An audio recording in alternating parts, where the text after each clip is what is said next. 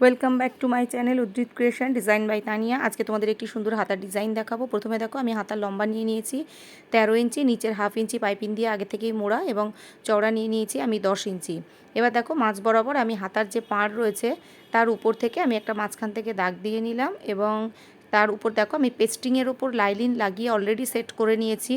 তো সেখান থেকে দেখো আমি এইভাবে মাঝখান থেকে পিন সেট করে দিচ্ছি। এখান থেকে দেখো আমি ধীরে ধীরে এখান থেকে পিন সেট করে দিচ্ছি, একদম যাতে মাঝ বরাবর থাকে, সরে না যায়। এবং দেখো একটা আবছা দাগ দেখা যাচ্ছে, আমি হাফ ইঞ্চি বাউন্ডারিজ করে এইভাবে একটা দাগ দিয়ে নিয়েছি। মাঝখান থেকে আমি জাস্ট 1 ইঞ্চি চওড়া নিয়েছি, মানে টোটাল এটা 2 ইঞ্চি চওড়া। মাঝখানের ভাঁজ থেকে দুপাশে 1 ইঞ্চি 1 ইঞ্চি করে চওড়া এবং ঠিক পাড়ের ওপর হাফ ইঞ্চি এবং একদম হাতার ওপরে থেকে হাফ ইঞ্চি বাদ দিয়ে, কারণ সেলাই মার্জিন রেখে বাকি আমি 1 ইঞ্চি করে দাগ দিয়ে নিয়েছি এইভাবে।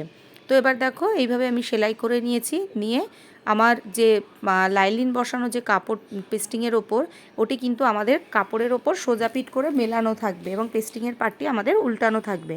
তো এইভাবে আমি সেট করে নিয়েছি। কোনাগুলো অবশ্যই কেটে নিচ্ছি এইভাবে, তারপর তিরছা করে কেটে নিয়ে পুরোটা উল্টে নিচ্ছি।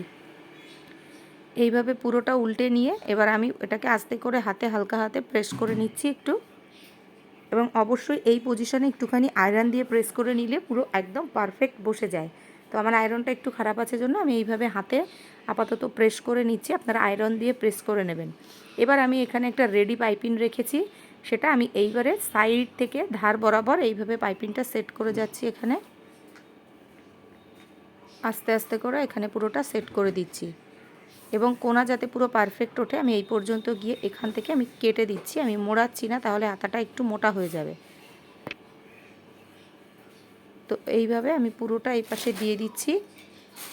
আস্তে আস্তে করে আমি চারিদিকে এইভাবে ঘুরিয়ে ঘুরিয়ে দেব এটাকে।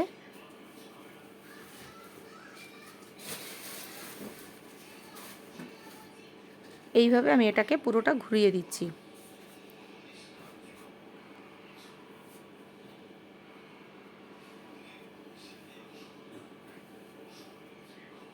দেখো এই পজিশনে আমি এই জায়গাটা কেটে দিচ্ছি।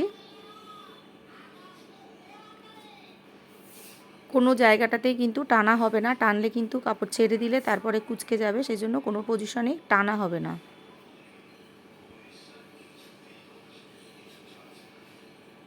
তো এইরকম যে বরফি মতো এরকম কয়েকটি বানিয়ে নিতে হবে। আমি দুই পাশে টোটাল 6টি দিচ্ছি, এরকম 3 ইঞ্চি লম্বা 3 ইঞ্চি চওড়া, এরকম একটা স্কোয়ার পিস তৈরি করে এইভাবে 4 ভাঁজ করে নিয়েছি। এটাকে এরকম করে আমি বানিয়ে নিয়েছি, পরপর পরপর একটার উপর একটা এরকমভাবে হবে।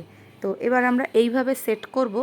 দুপাশের মাপটা একবার দেখে নিয়ে তারপরে আমি পরপর সেট করছি, যাতে মাঝখানটা একদম পুরোই রেক্ট্যাঙ্গেলের মাঝখান বরাবরই আসে। সেটার জন্য প্রথমে আমি একটু দেখে নিয়ে পরপর এইভাবে 3টে বসিয়ে দিলাম। এবার এভাবেও যেভাবে বসাবো আমি এই সাইডে, সেটাও কিন্তু আমাদের অবশ্যই মিলিয়ে বসাতে হবে। ওই পাশে কিন্তু যেই বরফিটা যার ওপরে উঁচু করা, এখানেও কিন্তু সেটা তার ওপর না দিলে দেখতে একটু বাজে লাগবে। এবং কোনাগুলো ওই পাশে ঠিক যেভাবে যেই জায়গায় মেলানো, এ পাশেও কিন্তু সেইভাবেই মেলাতে হবে। তো দেখতে পাচ্ছ এইভাবে আমার দুটো হাতে রেডি হয়ে গেছে। এবং এখানে দেখো আমি পাড়ের যে এক্সট্রা কাপড় রয়েছে সেখান থেকে 2 ইঞ্চি 2 ইঞ্চি করা একটা স্কোয়ার পিস নিয়ে এইভাবে আমি একটা বোতাম দিয়ে তার ভিতরে এইভাবে আমি এটাকে শক্ত করে সেলাই করে নিলাম। এবার এটাকে আমি কেটে নিলাম। তার এই যে বরফিগুলো রয়েছে এর মাঝখানের যে জায়গাটা রয়েছে এখানে আমি এরকম করে বোতাম দিয়ে দেবো। তো দেখো তোমাদের যদি ভালো লেগে থাকে বন্ধুরা, তাহলে অবশ্যই ভিডিওটিকে একটা লাইক দিও, তাহলে আমি বুঝতে পারবো তোমাদের আরও নতুন নতুন ভিডিও আমি দেবো এবার থেকে। তো এইভাবে প্রথমে আগে আমি এই মাথা দুটো আগে মিলিয়ে নিচ্ছি, তার উপর বোতামটা দেবো। এবং বোতামটা দেখো আমরা কিভাবে সেট করব যাতে বোতামটা খুলে না যায়।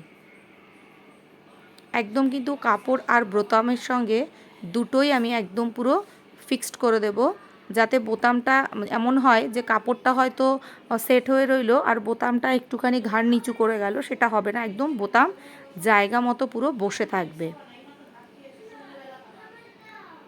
তো দেখো এইভাবে হয়ে গেছে। আমি এইভাবে পরপর পরপর 3টে এইভাবে বানিয়ে নিয়েছি। Thank you.